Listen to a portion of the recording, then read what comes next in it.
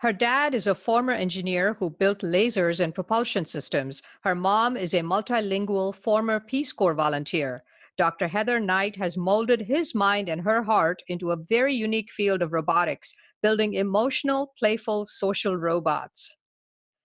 My entire PhD thesis came from the first 2 weeks of this acting class that I took in the drama department on movement. I think it was called Movement for Actors. And I literally spent the next 3 years trying to get a robot to communicate via motion in a way that was similar to the first 2 weeks of that class. Hello, everyone. I'm Chitra Ragavan, and this is When It Mattered.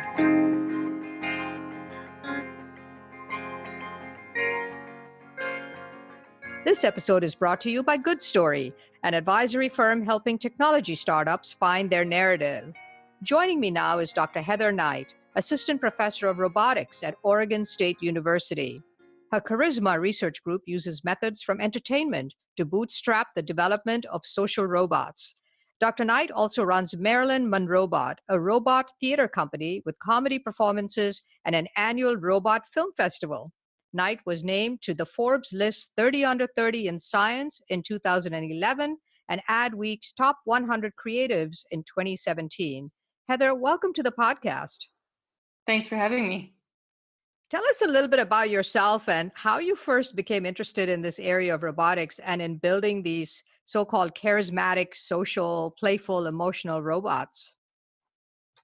Well, I fell in love with robots by building them. I went to MIT as an undergrad, and my freshman year, someone in my dorm worked in a robotics lab, and just it was a random internship, and they made really cool robots that related with people and had expressive faces and listened to the tone of your voice, and it was just a lot of fun to see how people reacted to the systems that we were building. I was hooked. What were your areas of interest as a kid, and did that influence your career decision in any way? Well, I always liked reading and traveling. I was on the debate team for a little while. It's kind of funny because I was trying to decide between engineering and writing. I wanted to be a writer at one point, but these days I get to kind of write robot characters by building them and coming up with their software. That sounds absolutely fascinating. Your research group is called Charisma. What does that stand for? And what does it mean to have these so-called performing charismatic robots?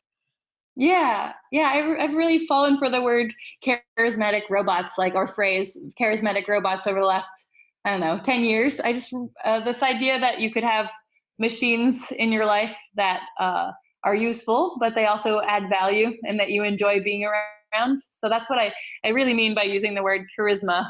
But as a nerd, of course, we have to make everything an acronym. So it is it's collaborative humans and robots, interaction, sociability, machine learning, and art. And that's the name of my research lab at Oregon State University. And what are the kinds of things you do there? Yeah, so I have a bunch of students, both graduate students and undergrads, and computer science, mechanical engineering, electrical engineering, mostly even human-computer interaction. And we make robots that operate around people. So half of our stuff is like robot furniture, really simple robots, or robots that are running around the building asking you to do exercises. And then the other half of our stuff is robots that can be in performance settings. So we have a robot comedy system. We had a robot that was in an opera. In one of the music department's productions this past fall. It was playing a statue, so it was well cast.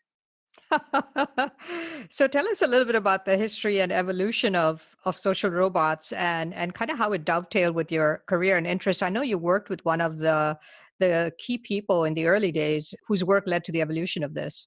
Yeah, absolutely. I mean, I said I fell in love with robots by building them, but I was also building them with someone super inspiring.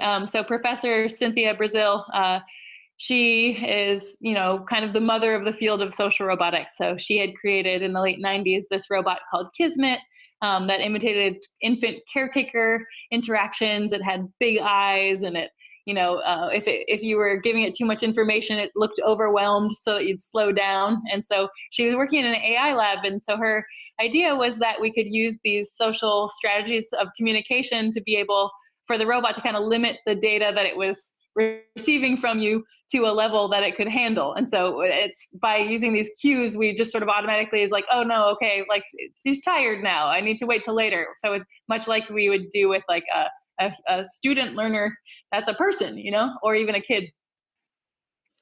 So, what's the current state of play in robotics? I mean, I guess most people are familiar with the Roomba, right? Is that the vacuum that goes around looking playful, Totally, but actually yeah. doing some work? But what else is going on in the space? Yeah, robot vacuum cleaners have definitely been the most successful consumer robot so far. Do you know that cows have a lot more robots than we do? Like they're surrounded by robots. They have robots that like scratch their back, that help milk them. Like cows that have already received the robot revolution. It's kind of funny. And they really like them. They're like, this feels good.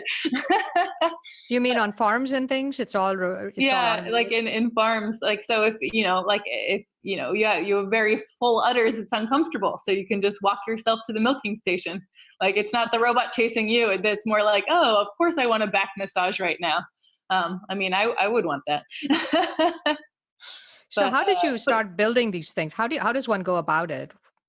Yeah, it's a great question. I mean, there's so much more stuff out there right now. So I think I've been in the field for like 18 years now. And when I started was around when the Roombas were first coming out. And there was no such thing as like drone wedding photography or, now there's even these like security robots that operate in some malls and stuff that are also starting to like, I don't know, give coupons or other kinds of stuff. Like the use of robots has become something that we're actually familiar with now. Whereas it was only sci-fi when I started. So it's been fun seeing robots on the shelves now.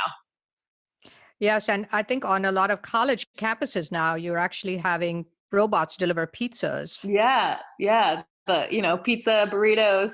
Sometimes they actually have people in like less expensive labor economies controlling those robots, which I actually think is a kind of useful solution because it is hard to program all of the possible social rules and expectations that we have for robots into a robot that's running around with like bicycles and people and skateboards on a college campus. So, I mean, a lot of these systems have humans in the loop when they're in really complex spaces. And I actually think that that's kind of neat because it is really difficult to kind of get up to speed in the human world. So when we can collaborate with robots, that's a big direction of the field right now, rather than automation is collaborative robots, at least for dealing with applications that are around people. So I think that's kind of neat. So it could literally have a person in the loop, like the Wizard of Oz or something, but it could also, just have someone nearby, or if the robot gets lost, it can be like, hey, could you touch the place on the map where we are? Because I'm totally lost. Fascinating. And you had a reference on your website to minimal social robots. What does that mean? So I'm referring to robots that don't have those big eyes and expressive faces. So you always have to be a little bit different from your parents, right? So if Cynthia is my academic mother, and like Reed Simmons at Carnegie Mellon was like who I did my Ph.D. with. So, I'm really interested in things like chairs or boxes, or even like a little like swimming robot under the water, or a drone. So how can they communicate through motion, or be curious? So if you had a drone that was sort of in the area but it was kind of peeping out from behind a tree, you would immediately be like, oh, I wonder if it's curious about me, but it's also a little shy. So I've been having fun using either groups of robots or sequences of motion or relative location and stuff to try to communicate through channels that even simple robots have. And one of the areas of interest for you is the multi-robot, multi-human interactions. How does that work? Yeah. So at the beginning of the field, a lot of people were thinking about these one-on-one interactions. So we mentioned the infant caretaker. You could also think of like in movies, like you have the robot servant that's just bringing you scrambled eggs or whatever it is. Like but the use cases of robotics that sometimes are most effective from like a cost perspective where you have lots of people. So robots are kind of expensive for all of us to buy. So maybe instead of us all having our own personal robot, we can have robots in museums or robots in restaurants or robots on stage, and then or groups of robots at a reception that are delivering food, but then the lights change and they all do like this little disco number, and then they go back to being the servers again. So you could just, particularly in that minimal robot case, like where they're really simple form, there are these things that you can do in formations of robots that are much like choreographing dance, that I think are really fun to play with, or that I would like to see more of in the future. As your work evolved, you started looking at combining entertainment with robotics, and you set up your company, Marilyn Monrobot. What does Marilyn Monrobot do, and how do you combine entertainment with robotics?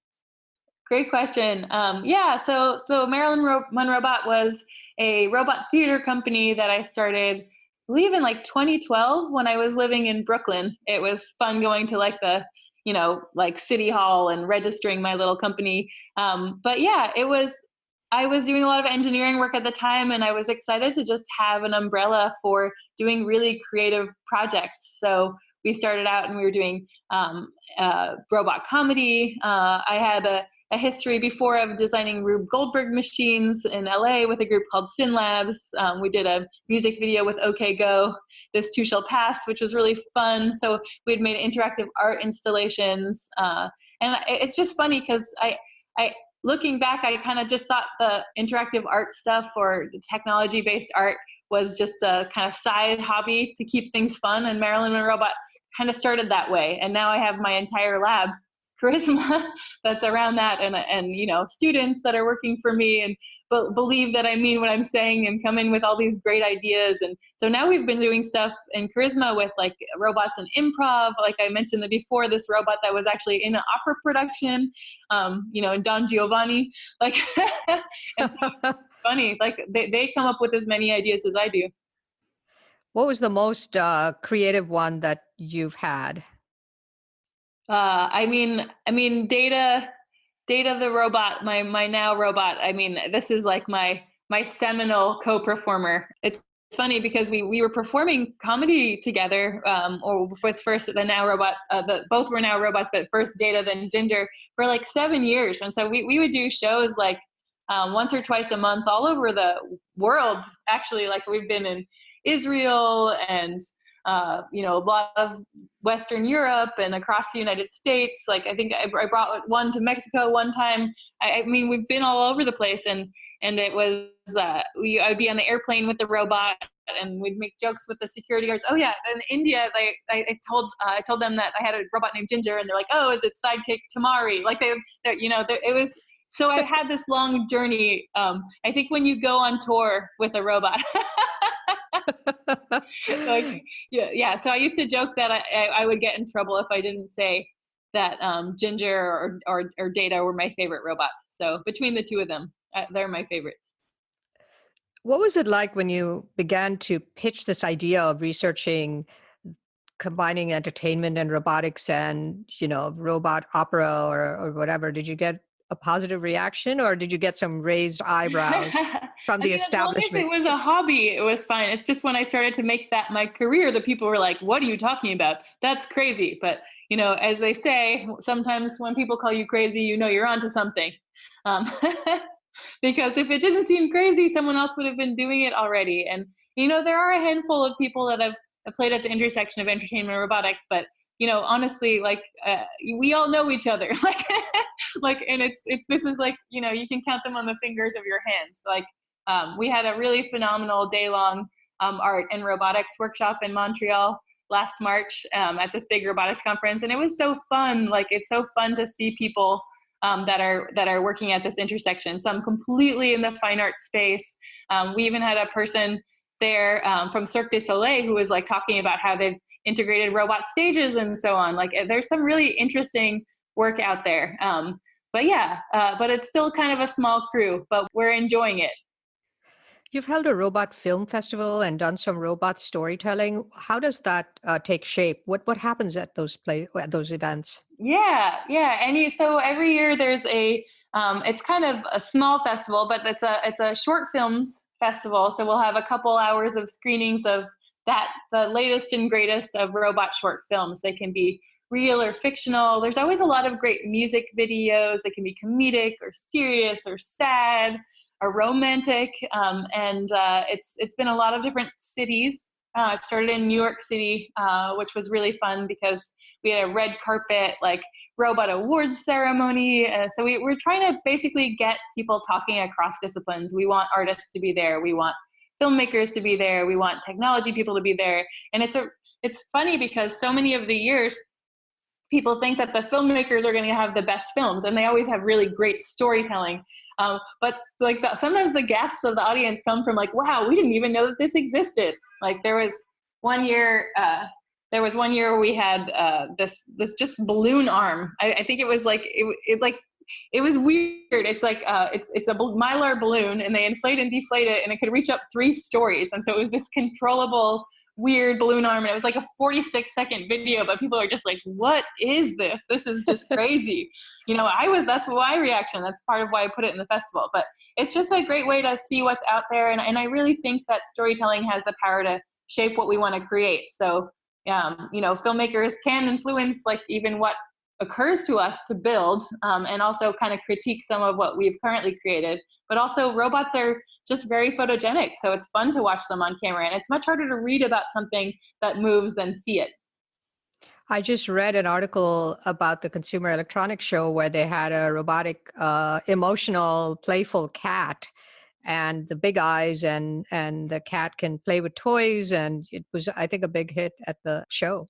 Cool. Yeah, that makes a lot of sense. Like, yeah, at CES every year, it's always like robots are born stars.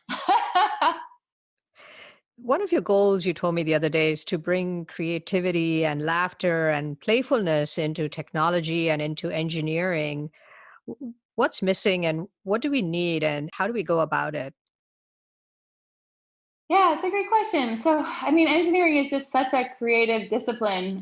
It was so interesting going to college and thinking, like, I didn't know exactly what engineering was, but I definitely thought it had something to do with math and science, and that's true. But what I didn't know is it also had just as much to do with art class, because that was the one class where you would just make something up and then like paint it or build it or sculpt it or design it. And engineering is such a creative process. And like it's creative in figuring out like how to build it, but it's also creative in filling out what you should build or what you should be trying to do in the first place. So I really like the idea of having more creatives, like, and meaning more from like the humanities style, performing arts, like just people with big imaginations in engineering, because they can help us dream up the future. And so in the same way the Robot Film Festival lets the filmmakers sort of illustrate some crazy, wacky ideas or critiques, like having people that really think about people are a great way to make technology that can impact the world in let's say charismatic ways. Now, you talked earlier, you mentioned briefly the idea of robot furniture, but I want to talk a little bit more about it because you've done some interesting experiments and scenarios where you actually use robot furniture to help people or encourage people to engage with one another in conversation, or chessboards where they try to engage you in play. Tell me a little bit about that. Sure. Yeah, we ran an experiment last year that was just presented at a conference this past fall, what we called the Chairbot Chess Tournament. And basically, it was just a normal chess table on a table, but it was in this public atrium around a cafe. And the chairs basically were trying to recruit people to come and play chess. And so it was it was this 6-week experiment in a public space, which is one of my favorite things, because rather than bringing people into a lab and like working with hypotheticals, like if you actually just bring robots into a real world environment, your data is valid, right? Like this is the future. What would people do if you put robots in their lives? And so we had the chairs. There was when it was the white's turn, the white chair would try to get people in the black turn, and we were exploring different motion strategies and kind of robot personalities to persuade people to come to the table. And it turns out that moving back and forth right in front of the table like just acts like a big old arrow, and like people are like, what do you want? Like and then they're like, oh, okay, you want me to play chess? Okay, cool. Like, whereas like spinning in a circle, people are like, are you having fun? Are you dancing? Like, I don't want to sit on something that's spinning. Like, I don't want to fall on the floor. So spinning is a bad way to get people's attention. But yeah, so Sometimes we explore things through like remote control to try things out, but then once you actually evaluate what works best, you can figure out a really good way to program something in. So with social robotics, sometimes, not always, but sometimes the hardest part of the problem is figuring out what will work with people. So we spend time experimenting, and then once you actually know the right strategy, programming it is easy. What's your next avenue of research in the coming weeks and months?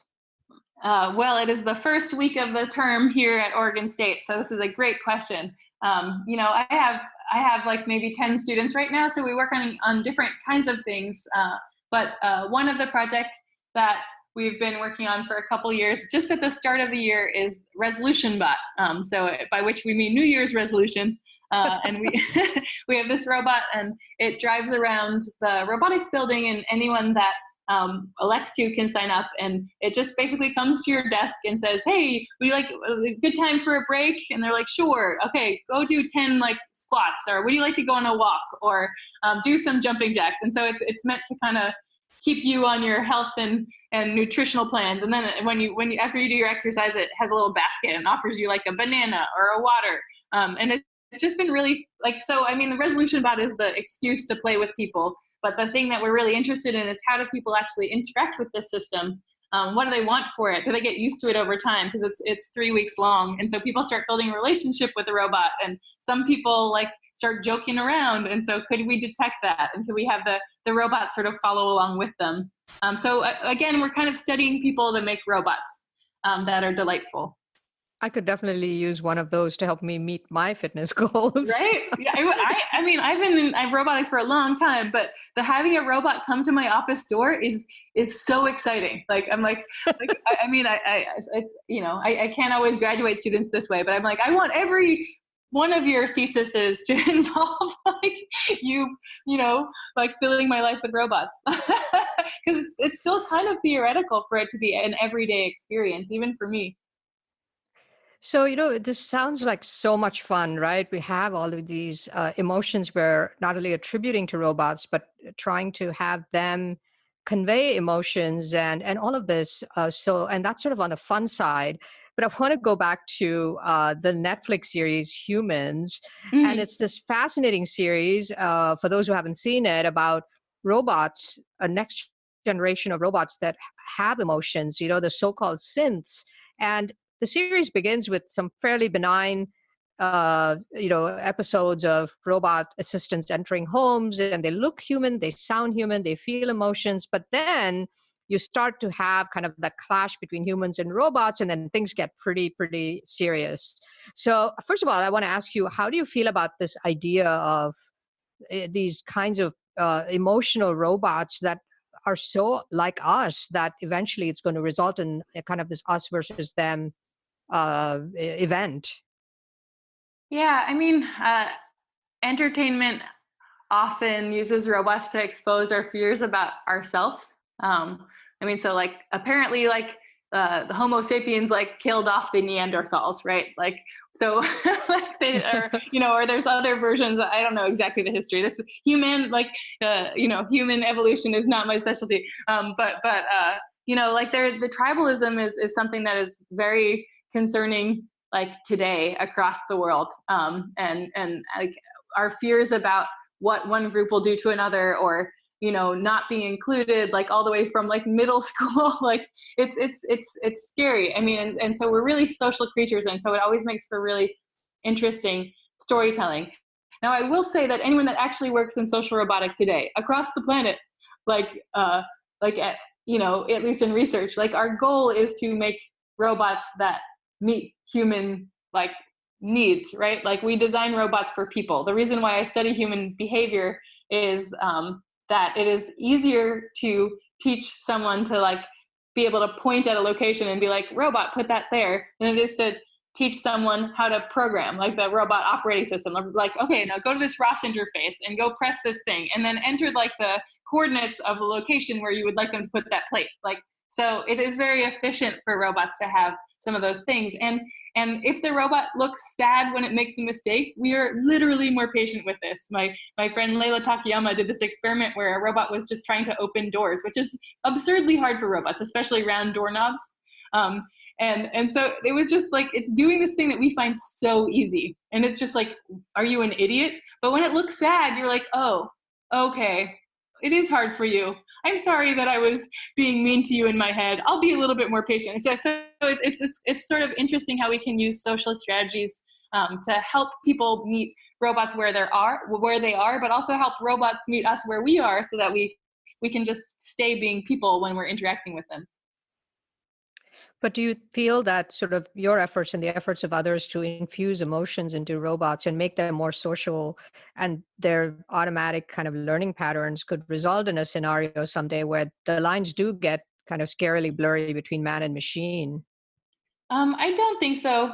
But when people ask this question, sometimes I liken this to like, are you afraid of your children? Like, are you ever afraid that your children will one day develop the capabilities that you have and that they will want to kill you? Like, so if you think about robots as, things that we are like raising, like, well, like the only case where you would be afraid of your children if you did something really bad, right? Like there has been a problem in the development process for that to have happened. And so I do think it's important for us to think about the future and not presume that things will be well. In the same way a parent has to be responsible in how they raise their kids, we should be thinking about the ways in which we are incorporating technology into society. And so I think collaborative robotics has a really positive potential for impact over pure automation. Like, so the idea of designing a robot just to take someone's job is a very different design perspective than designing a robot that can help people like finish their jobs more easily, or like in hospitals, like nurses have all these back problems because they're carrying things, like, or people are moving them around. So if a robot could help take away that part of the job that is actually helpful to the nurse, and they can focus on their caring behaviors, like I really think that dynamic of a robot and a person working together to do something is a very powerful one. So yeah, we should think about the ways in which we are integrating robots into society. And building technology does not always turn out well. But no, I'm not afraid that robots are going to become the new race that takes over the world. Where do you see the field of social robots heading in coming years? What will this decade be like, and then the next decade? Yeah, that's a really great question. I mean, it's funny because we do get to think in research about, technology that might be like 10 or 20 years out, whereas usually in industry, if it's not a product in 2 to 3 years, like then it's just not worth investing in. And that is one of the reasons why I'm a professor, because social robotics is still a pretty young field. So I mean, just figuring out how to do it at all is we're still very early. My entire PhD thesis came from the first 2 weeks of this acting class that I took in the drama department on movement. I think it was called Movement for Actors. And I literally spent the next 3 years trying to get a robot to communicate via motion in a way that was similar to the first 2 weeks of that class. That's amazingly complicated, right? Yeah, we are complicated. I mean, one of the things that I love about what I do is that I constantly get to kind of bask in the glory of all of the things that we take for granted. Like, just like it's so hard for autonomous cars to actually make sense of the world. And like we can see a path through a forest just because like of how the leaves are slightly more beaten down, even though there's pine needles and rocks and all these, like our vision systems are absolutely amazing. Like, and our ability to kind of, feel like that someone isn't trustworthy, like in like 30 seconds, or like judge a job interview or decide who to talk to at a party. Like it's very cool what we're capable of. I mean, I don't know if there's life in the extended universe, but like we are very rare and unique and lucky. Looking back at your evolution as a person and as a roboticist, and your interest in social robotics, do you have any closing thoughts on how all of this work that you've done has influenced your thinking about humanity, humanness, mind-machine communication, human-robot interactions, and all those deep things?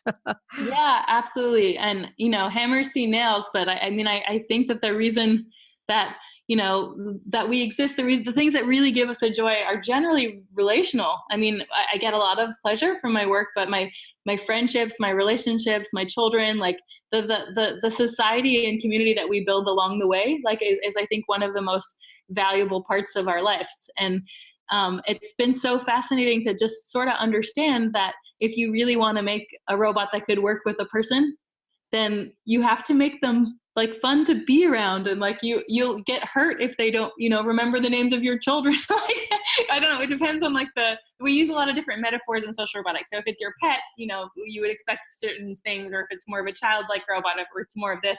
But I mean, there's to any interaction, like patients will take their medicine more regularly if they trust the doctor and they like the doctor. Coworkers will be better at getting stuff done together when they like each other. And so the social aspect of our existence is, I think, one of the reasons life is worth living. Heather, fascinating conversation. Thank you so much for joining me today. Yeah, thanks for having me. Dr. Heather Knight is Assistant Professor of Robotics at Oregon State University. Her Charisma research group uses methods from entertainment to bootstrap the development of social robots. Dr. Knight's interests include playful social robots, robot ethics, robot theater, charismatic machines, and multi-robot, multi-human social interaction. Knight also runs Marilyn Monrobot, a robot theater company with comedy performances and an annual robot film festival. Thank you for listening to When It Mattered. Don't forget to subscribe on Apple Podcasts or your preferred podcast platform. And if you like the show, please rate it 5 stars, leave a review, and do recommend it to your friends, family, and colleagues. When It Mattered is a weekly leadership podcast produced by Good Story, an advisory firm helping technology startups find their narrative. For questions, comments, and transcripts, please visit our website at goodstory.io or send us an email at podcast@goodstory.io. Our producer is Jeremy Kaur, founder and CEO of Executive Podcasting Solutions. Our theme song is composed by Jack Yeagerline. Join us next week for another edition of When It Mattered. I'll see you then.